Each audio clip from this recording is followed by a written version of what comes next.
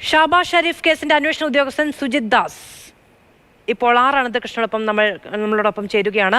അനന്തൻ, സംസ്ഥാന പോലീസിന് ആകെ തന്നെ ഏറ്റവും നിർണായകമായ, ഏറ്റവും വെല്ലുവിളിയായിരുന്ന ഒരു കേസ് തന്നെയാണിത്. യാതൊരു തരത്തിലും മൃതദേഹത്തിന്റെ തരിമ്പ് പോലും കണ്ടെത്താൻ കഴിയും. തലമുടിയിൽ നിന്ന് അന്വേഷണം ആരംഭിച്ച് ശാസ്ത്രീയ തെളിവുകളുടെ അടിസ്ഥാനത്തിൽ അന്വേഷണം പൂർത്തിയാക്കി ഇപ്പോൾ കുറ്റക്കാരെന്ന് കോടതി വിധി വന്നിരിക്കുന്ന പശ്ചാത്തലമാണ്. അന്വേഷണ ഉദ്യോഗസ്ഥന് പറയാനുള്ളത് എന്തൊക്കെയാണ്?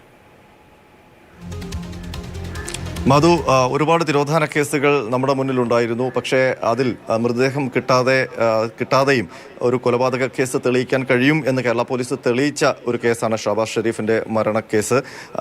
ആ കേസുമായി ബന്ധപ്പെട്ട് അന്വേഷണത്തിന് നേതൃത്വം നൽകിയ അന്നത്തെ മലപ്പുറം SP സുജിത് ദാസ് ആണ് ഇപ്പോൾ നമ്മോടൊപ്പം ചേരുന്നത്. സർ, എത്രത്തോളം വെല്ലുവിളിയായിരുന്നു ഈ അന്വേഷണത്തിന്റെ ഘട്ടങ്ങളിൽ? ആദ്യമായിട്ട് ഇത് ജുഡീഷ്യറിയോടുള്ളൊരു നന്ദി അറിയിക്കുകയാണ്. കാരണം നമ്മളൊരു സമീപകാലത്ത് കണ്ടിരിക്കുന്ന ഒരു പ്രവണതയാണ്, ഒരു ദൃശ്യൻ മോഡൽ മാതിരി ഈ കൊലപാതകങ്ങൾ നടത്തിക്കഴിഞ്ഞാൽ അതിൽ കൊല ചെയ്യപ്പെട്ട വ്യക്തിയുടെ ബോഡി നശിപ്പിച്ചു കഴിഞ്ഞാൽ നമ്മൾ നീതിന്യായ വ്യവസ്ഥയുടെ എല്ലാ മേഖലയിൽ നിന്നും നമ്മൾ രക്ഷപ്പെടും എന്നുള്ള ഒരു ധാരണ ഈ കുറ്റം ചെയ്യുന്നവർക്കിടയിൽ ഒരു മെസ്സേജായിട്ട് പോകുന്നുണ്ടായിരുന്നു. അപ്പോൾ അതിന് തടയിടുന്ന ഏറ്റവും പ്രധാനപ്പെട്ട ഒരു വിധിയാണ് ഇന്ന് ബഹുമാനപ്പെട്ട കോടതി തന്നിരിക്കുന്നത്. കാരണം ഈ കേസിൻ്റെ ഒരു പ്രത്യേകത എന്ന് പറഞ്ഞു കഴിഞ്ഞാൽ ഇതിലെ കോർപ്പസ് ഡെലിക്റ്റി, അതായത് ബോഡി നമ്മൾക്ക് ലഭ്യമായിരുന്നില്ല. അപ്പം അങ്ങനെ ഒരു കേസിൻ്റെ അകത്ത് കൊല ചെയ്യപ്പെട്ടിട്ടുണ്ടെന്ന് കോടതിയെ ബോധിപ്പിച്ചാൽ മാത്രമേ അതിൽ ശിക്ഷ വരത്തുള്ളൂ. അപ്പോൾ അതിന് നരഹത്യക്ക് ഇപ്പോൾ അവരെ കുറ്റക്കാരെന്ന് കണ്ടെത്തിയിട്ടുണ്ടെന്ന് അറിഞ്ഞു.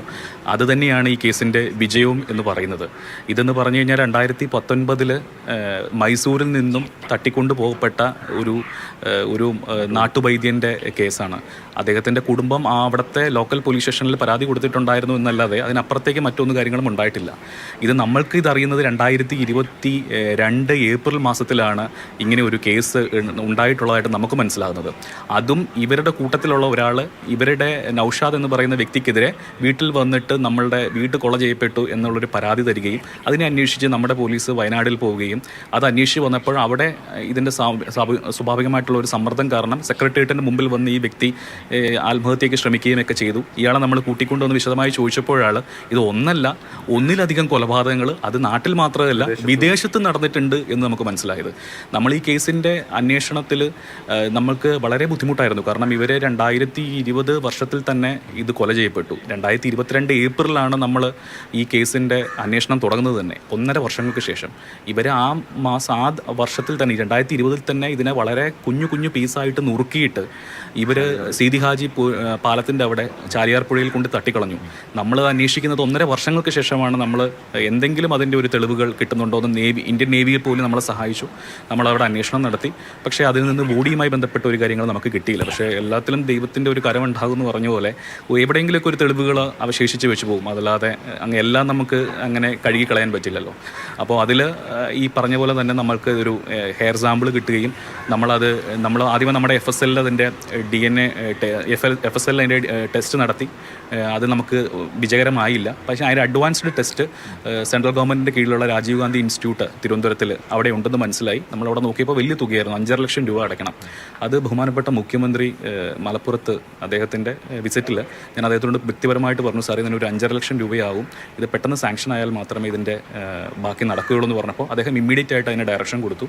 എനിക്ക് ഒരാഴ്ചക്കുള്ളിൽ എൻ്റെ ഓർഡറായി, 5 ലക്ഷം രൂപ പാസ്സായി. നമ്മളത് അവിടെ അടച്ചു. അതിന് തെളിവ് അത് പോസിറ്റീവായിട്ട് വന്നു. അത് ഈ കേസിൻ്റെ വളരെ നിർണായകമായിട്ടുള്ള ഒരു കാര്യമാണ്. അന്നത്തെ സീനിയർ ഉദ്യോഗസ്ഥന്മാരൊക്കെ തന്നെ ഇതൊരു ചലഞ്ചിങ് കേസാണെന്ന് ബോധ്യമുള്ളത് കൊണ്ട് എല്ലാവിധ അകമ്പഴിഞ്ഞ സപ്പോർട്ടും തന്നിരുന്നു. അന്നത്തെ സംസ്ഥാന പോലീസ് മേധാവി Anil Khan sir, ADGP law and order Vijay Sakhare sir, അതുപോലെ തന്നെ IG south zone Ashok Yadav sir, DIG ആയിട്ടുള്ള വിമലാദിത്യ സാർ, എല്ലാവരും. ഇതിൻ്റെ ഒരു മോഡസ് ഭയങ്കര ക്രൂരമായ രീതിയിലായിരുന്നല്ലോ. നമുക്ക് സംസ്ഥാനത്ത് അങ്ങനെ ഒരു കൊലപാതകം സങ്കല്പിക്കാൻ പോലും പറ്റില്ല അല്ലേ? ദിവസങ്ങളോളം തടവിൽ വെച്ച് വളരെ ക്രൂരമായിരുന്നു. അതായത് അദ്ദേഹത്തിൻ്റെ കയ്യിലുള്ള ഒരു ഒറ്റമൂലിയുടെ വിവരങ്ങൾ മനസ്സിലാക്കാൻ വേണ്ടി അദ്ദേഹത്തെ മൈസൂരിൽ നിന്നും ഇവിടത്തേക്ക് കടത്തിക്കൊണ്ടുവരുന്നു. വീട്ടുകാർക്ക് ഒരു ചികിത്സയ്ക്ക് കൊണ്ടുപോയെന്നുള്ള കള്ളം പറയണു. അവർ വളരെ പ്രതീക്ഷയോടെ ഇദ്ദേഹം തിരിച്ചു വരുന്നു. കഴിഞ്ഞ 3 വർഷം 19 കടത്തിക്കൊണ്ടുവന്നാണ്. 2022 നമ്മൾ പറയുമ്പോഴാണ് അവർ അറിയുന്നത് മരണപ്പെട്ടു എന്നുള്ള. 3 വർഷമായിട്ട് അവർ കാത്തിരിക്കുക. അദ്ദേഹത്തിന് വലിയ പ്രാരാബ്ധങ്ങളൊക്കെയുള്ള ഒരു മനുഷ്യനായിരുന്നു.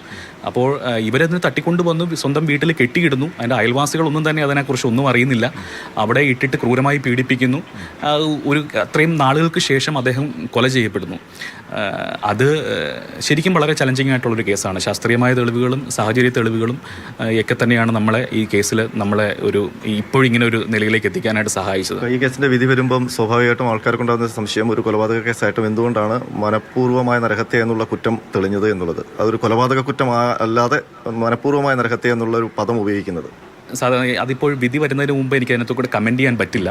പക്ഷേ ഇതിൻ്റെ അകത്തൊരു ചരിത്രപരമായ ഒരു കാര്യമുണ്ട്. കാരണം ഒരു ബോഡി ഇല്ലാത്ത കേസിൽ കോടതി നമ്മുടെ അന്വേഷണവും അതുപോലെ വിചാരണകളിലും പ്രോസിക്യൂഷനെയും പൂർണ്ണമായിട്ടും ഉൾക്കൊണ്ടുകൊണ്ട് അതിൻ്റെ കൊല ചെയ്യപ്പെട്ടു എന്നുള്ളതിലേക്ക് എത്തിച്ചേരുക. അതിനോടൊപ്പം അതിനൊരു അനന്തകൃഷ്ണനാണ് സുജിത് ദാസിനൊപ്പമുള്ള വിവരങ്ങൾ പങ്കുവച്ചത്. സംസ്ഥാന പോലീസിന് തന്നെ ഏറ്റവും നിർണായകമായ, നേരത്തെ പറഞ്ഞതുപോലെ ഏറ്റവും വെല്ലുവിളിയായിരുന്ന ഒരു അന്വേഷണമായിരുന്നു. വാഹനത്തിൽ നിന്ന് കിട്ടിയ ഒരൊറ്റ മുടിനാര്, അതിന്റെ ശാസ്ത്രീയ പരിശോധന, അത് തെളിയിച്ചത് ഒരു വലിയ കൊലപാതകത്തിന്റെ ചരിത്രം തന്നെയാണ്. നടുക്കുന്ന വിവരങ്ങളാണെന്ന് പുറത്തു വരികയും ചെയ്തത്. പൈശാചികമായി പീഡിപ്പിച്ചാണ് ഒരൊറ്റമൂലിയുടെ വേരു തേടി അതിന്റെ ഉള്ളടക്കം അറിയാൻ വേണ്ടി ഒരു മനുഷ്യനെ പീഡിപ്പിച്ച് കൊലപ്പെടുത്തിയത്. 2019 ഈ സംഭവം ഉണ്ടാകുന്നത്. ഇപ്പോൾ കുറ്റക്കാരാണെന്ന് തെളിയുകയും ചെയ്തിരിക്കുന്നു.